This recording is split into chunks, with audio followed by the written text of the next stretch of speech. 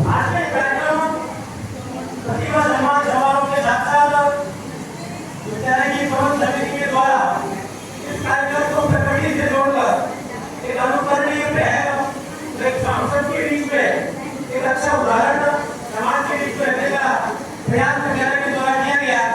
इसके लिए मैं विद्यालय परिवार को अपनी ओर से बहुत बहुत धन्यवाद देता हूँ। आज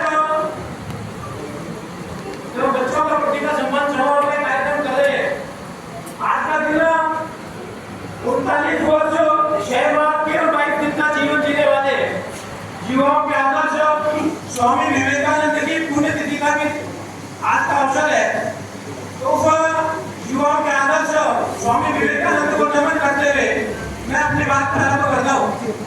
स्वामी विवेकानंद का जीवन आज के युवा के लिए हमेशा प्रेरणादायी रहा है और स्वामी विवेकानंद का व्यक्तित्व हर युवा को हर समय जीवन में हर क्षण में जब युवा निराशा की ओर आता है या किसी परेशानी में अपने आप को महसूस करता है तो स्वामी विवेकानंद का जीवन उनके लिए प्रेरणा पुंज के रूप में रहता है। और बच्चा या मनुष्य स्वामी जी को पढ़ता है तो स्वाभाविक रूप से हर समस्या का समाधान उनके जीवन में हम सबके सामने मिलता है। गुरु रविंद्रनाथ टैगोर जब फ्रांस गए हुए थे तो उनकी बातचीत एक प्रसिद्ध इतिहासकार रोमा से हो रही थी। तो रोमा ने गुरु रविंद्रनाथ टैगोर से पूछा कि मैं भारत को जानना चाहता हूँ, भारत को समझना चाहता हूँ, तो भारत को समझ कैसे सकता हूँ। तो गुरु रविंद्रनाथ टैगोर ने रोमा से कहा कि अगर भारत को समझना है तो स्वामी रामकृष्ण परमहंस को समझना पड़ेगा। रोमा अपने जीवन में कोई बात नहीं आया, लेकिन उन्होंने स्वामी रामकृष्ण परमहंस की एक अद्भुत जीवनी लिखी है जो उनके जीवन के बेहद नजदीक है। रोमा ने आगे पूछा कि रामकृष्ण परमहंस को समझने के लिए मुझे क्या करना पड़ेगा। तो गुरु रविंद्रनाथ टैगोर ने उनसे कहा कि रामकृष्ण परमहंस को समझना है तो स्वामी विवेकानंद को समझना पड़ेगा।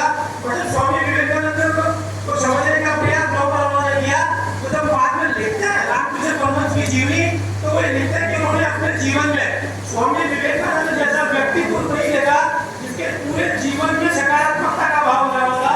नकारात्मकता स्वामी विवेकानंद के जीवन में कतई नहीं थी। सुभाष चंद्र बोस स्वामी विवेकानंद के बारे में लिखते हैं, उनकी बात सकारात्मक दृष्टिकोण के बारे में लिखते हैं कि अगर स्वामी विवेकानंद को कोई व्यक्ति लेटे लेटे पढ़ना चाहेगा, सोते हुए पढ़ता है तो पता नहीं पड़ता कि वो जागकर बैठ जाता है। मतलब कोई व्यक्ति बैठकर हुए पढ़ता है तो फिर पता नहीं चलता इतना वो अवचित होकर स्वामी विवेकानंद को पढ़ने लग जाता है क्योंकि वो खड़े होकर चलना प्रारंभ कर देता है। तो इस प्रकार सकारात्मकता का भाव स्वामी विवेकानंद के जीवन में हमेशा रहा है और आज के युवाओं का वो प्रेरणा स्रोत आज तक बना हुआ है। स्वामी विवेकानंद के जीवन का एक प्रसंग इस अवसर पर ध्यान आता है जब वो परिवार सन्यासी के रूप में संपूर्ण भारतवर्ष का भ्रमण कर रहे थे तो मेरठ में रुके हुए थे। मेरठ में अपने गुरु भाई के पास रुके हुए थे तो पास में ही एक लाइब्रेरी थी। उन्होंने अपने गुरु भाई को लाइब्रेरी में से एनसाइक्लोपीडिया और भारत नामक एक पुस्तक लेने के लिए भेजा। स्वामी विवेकानंद का वो गुरु भाई पुस्तक को लेकर आया और दूसरे दिन पुनः वो पुस्तक को जमा कराने को लाइब्रेरी में गया।